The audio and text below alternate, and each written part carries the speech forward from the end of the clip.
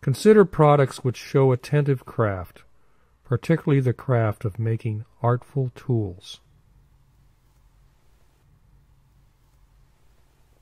We have seen the enemy, and it is us. Pogo, by Walt Kelly. Apple's tools are both disruptive and reconciliatory. They are responses to what is needed. They have become available exactly when we need them to digest the energies of our accelerating environment, a need made more urgent by the threat of nuclear weapons.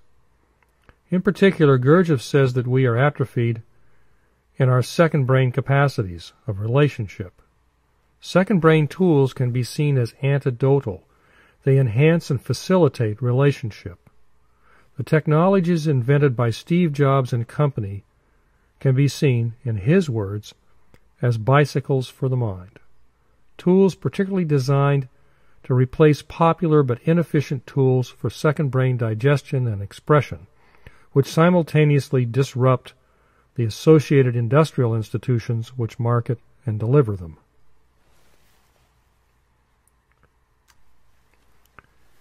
It's up to ourselves. Dushka Howarth, Gurdjieff's daughter.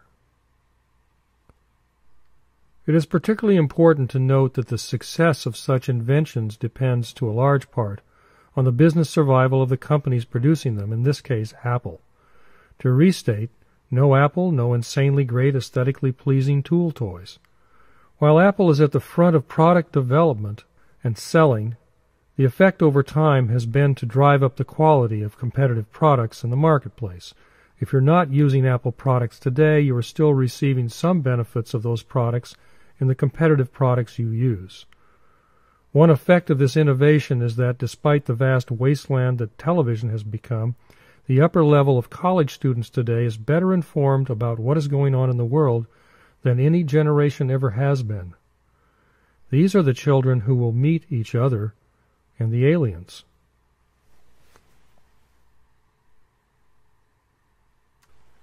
I think Steve wanted to be a music star, but he didn't know where to begin or have time for it.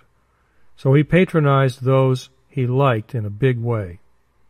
The recent Grammys and Oscars acknowledged his contributions to the music and movie industries.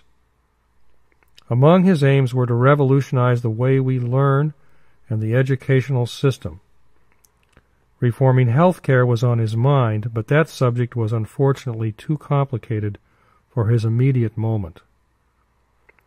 At Mattel Toys in 1980, we had some sayings: a good education and a good time, and insidious education. This referred to the understanding that learning, music, fun, games, and entertainment are inextricably related. But these categories alone cannot drive the computer industry, which Steve found himself in.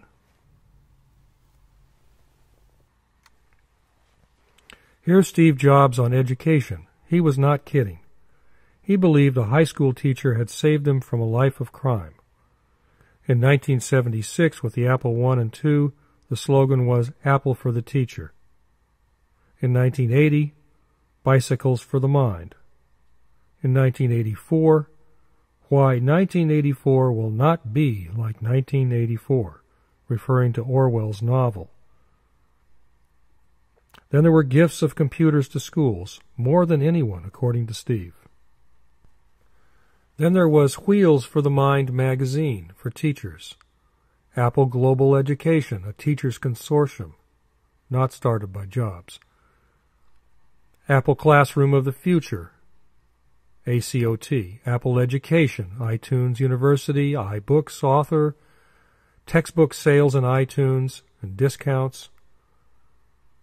Apple Distinguished Educators, a program for outstanding K-12 teachers, and the iTunes University Consortium, free courses.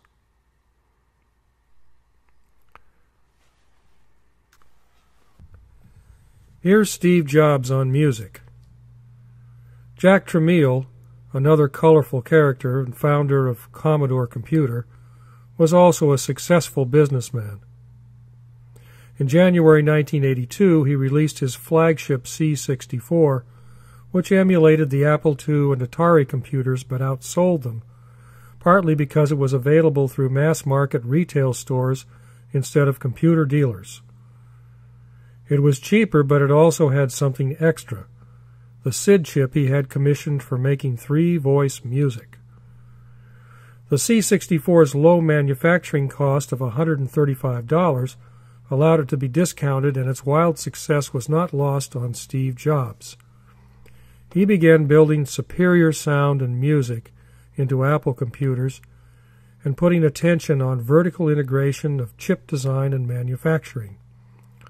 Later, he championed the purchase of what became the Apple Logic music recorder editor and caused a simplified version to be tightly coupled with Mac desktop applications. He called it GarageBand, which revealed his intense interest in music performance and production. For Macintosh, he invented software evangelists, and he hired music software evangelists. He hired Ella Fitzgerald for his 30th birthday party. In Here's to the Crazy Ones, a short Apple mission video, he featured John Lennon, Bob Dylan, Miles Davis, Maria Callas, Frank Sinatra, Joan Baez, and Pablo Casals, along with Einstein, Edison, Feynman, Martin Luther King, Isadora Duncan, Muhammad Ali, Hitchcock, Gandhi, Martha Graham, Jim Henson, Richard Branson, Pablo Picasso, Jerry Seinfeld, Buckminster Fuller, Ted Turner, Amelia Earhart, Frank Lloyd Wright, Ansel Adams, Cesar Chavez, Jackie Robinson, Charlie Chaplin, Francis Ford Coppola, Orson Welles, Frank Capra, James Houston, Jane Goodall, James Watson, Jimmy Carter, Gregory Hines, Rosa Parks, and Al Gore. He hired pop musicians for major Apple events and in his advertisements. He hired Tony Bennett to capstone the last Apple Macworld keynote. Wikipedia lists nearly 450 pieces of popular music that have been used at Apple public events, reflecting, I think, Steve Jobs' eclectic tastes in music.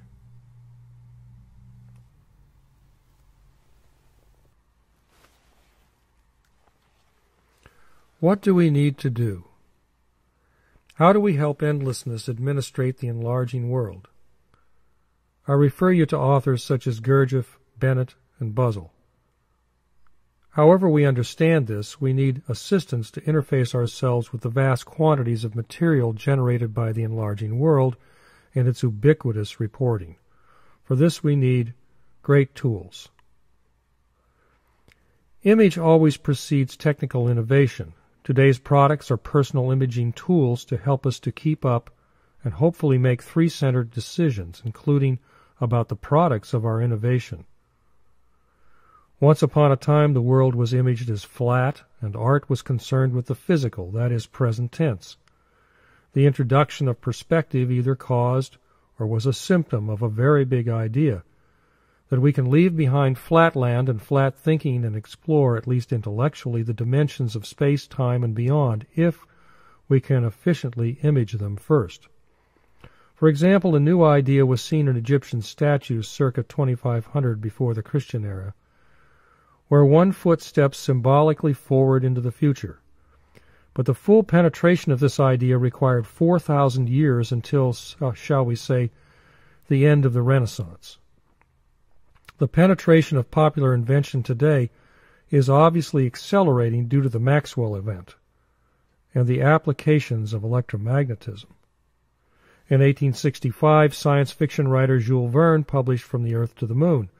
From that time to 20 July 69, the day Apollo 11 landed on the moon, was about 100 years. Verne published several similar stories around the birth date of Gurdjieff. From where did he get the ideas? From where did Gurdjieff, 50 years after Verne, get the idea of putting devils on spaceships? The 100% penetration of big inventions is diminishing. Landline telephone, 1877 to 1980, 100 years.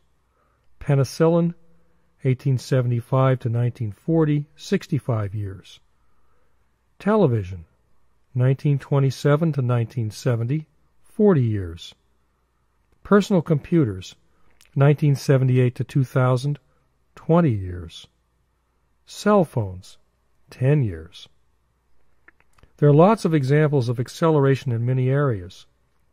Looking ahead, there will be challenges brought by technology in particular, which add to the already many challenges to the second brain of man.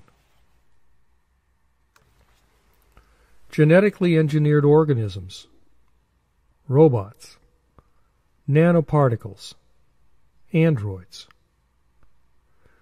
The singularity. The year 2045, when computers will supposedly become more intelligent than humans, is the expected moment when technological change becomes so rapid and profound it represents a rupture in the fabric of human history. Time Magazine, February 2nd, 2011, page 43. For a perspective on Steve Jobs the man, his vision, persuasive abilities, and personal development, I invite you to compare how he appears progressively in the videos which I've provided in the links attached to this program. Pay particular attention to the quality of people he attracted and hired.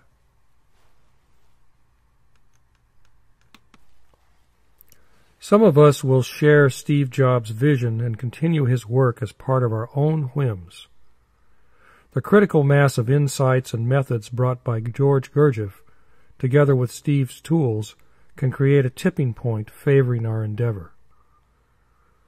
Along with many colleagues at the 1984 Macintosh introduction, I instinctively saw that it was an instrument designed to make us smarter and more productive by bringing us distilled data in the sense of how the Sufis put it, a beehive, where the honey gathered is quality information, literally intelligence, gathered by countless millions of people over millennia. I expected this information would put us in touch, as does music, with the creative souls of many minds, and it has. And so I met Steve the first time, and I was on my way as Mac Developer 1234 and perennial consumer of things Mac. Some years have passed, and I am still at it for the same reasons. The road has been smoothed. I hope software I'm developing will disrupt and revolutionize music learning. Why this? Because I believe that even a small percentage change in the number of music makers could leverage a big negative change in the number of young men willing to be soldiers. The jury is out on my thesis. There is possibly even contrary evidence in my own family, but it's still a reasonable whim. There are two threads to my work: U.S. School of Commercial Music, efficiently training professional musicians to have distinctive musical voices. That's at usschoolofmusic.com. And USSCM software, where color vision and color hearing meet. Some primates made a big leap 56 million years ago to color vision. So what about color hearing? My team is producing software which we hope will increase the incidence of absolute pitch recognition from 1 in 10,000 to 1 in 100. After 100 years, it would be cemented into the gene pool.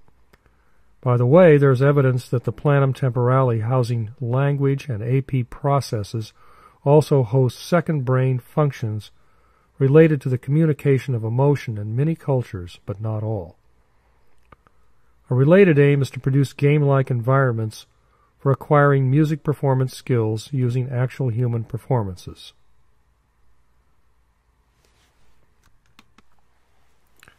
Tying together the elements of this program, I want to point out that despite 47,000 years of earthly cities, we have precious few physical artifacts of former civilizations. One of these is a 40,000-year-old vulture bone flute.